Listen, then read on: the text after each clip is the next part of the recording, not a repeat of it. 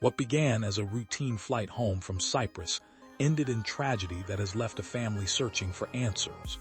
Callum Kerr, a 35-year-old father of 3 from Warrington, died after an incident aboard a Jet2 flight traveling from Larnaca to Manchester. According to police and witness accounts, Kerr allegedly became aggressive during the flight, reportedly assaulting a fellow passenger and a member of the cabin crew before being restrained by passengers and airline staff. When the aircraft landed at Manchester Airport, officers boarded the plane and found Kerr unresponsive. Despite immediate CPR at the scene and emergency treatment at the hospital, he died the following day.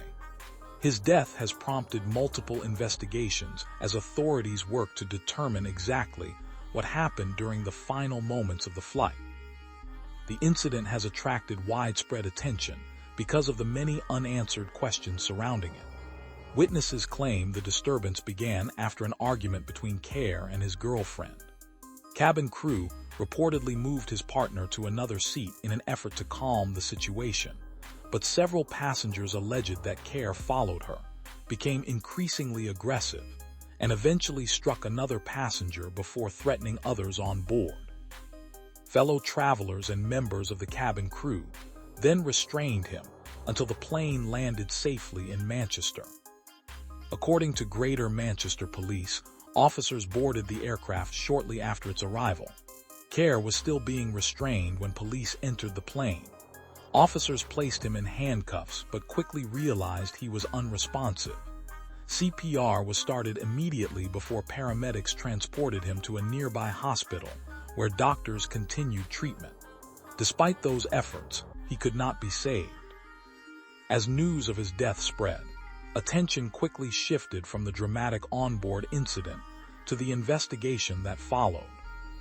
Because police officers had physical contact with Kerr after boarding the aircraft, the case has automatically been referred to the Independent Office for Police Conduct. That referral is standard procedure whenever someone dies after police involvement. Investigators will examine the officer's actions, while Greater Manchester Police are separately investigating the events that took place before officers boarded the aircraft, including the circumstances surrounding the restraint by passengers and crew. At this stage, officers involved are being treated as witnesses rather than suspects. Jet2 has also acknowledged the incident and expressed condolences to Kerr's family. The airline stated that it is fully cooperating with investigators, but declined to comment further while the inquiries remain active. Like many aviation incidents involving passenger disturbances, the airline has emphasized that the investigation must be allowed to proceed before conclusions are reached. While investigators continue gathering evidence, Kerr's family has focused on remembering the man they knew.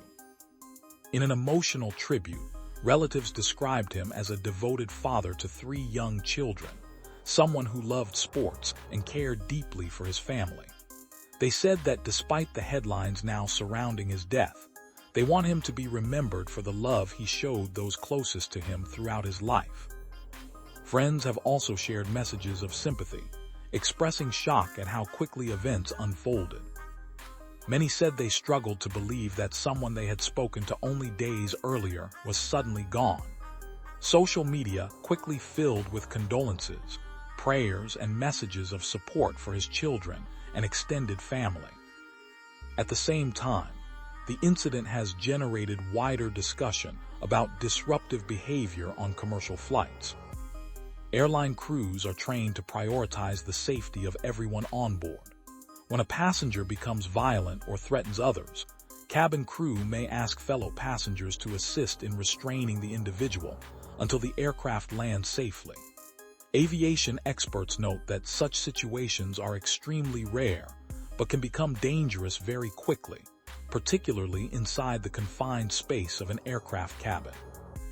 Investigators are expected to review witness statements, medical evidence, onboard procedures, and any available recordings before determining the exact sequence of events.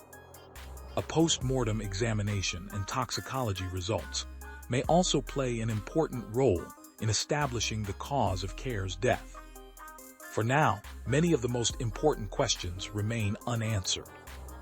What caused Kerr to become unresponsive? Did any underlying medical condition contribute to his death? Did the struggle itself play a role?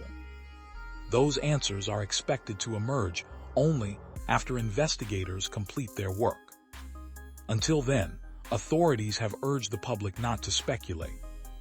For Kerr's family, however, the legal process cannot erase the pain of losing a son, a friend, and most importantly, a father of 3 children. As investigations continue, they are left mourning a life that ended under extraordinary and deeply tragic circumstances. The coming weeks are expected to provide greater clarity about what happened aboard that overnight flight from Cyprus to Manchester. Until then, the focus remains on uncovering the facts while remembering the human story behind the headlines. A family coping with an unexpected loss, and investigators working to understand exactly how a routine journey home ended in tragedy.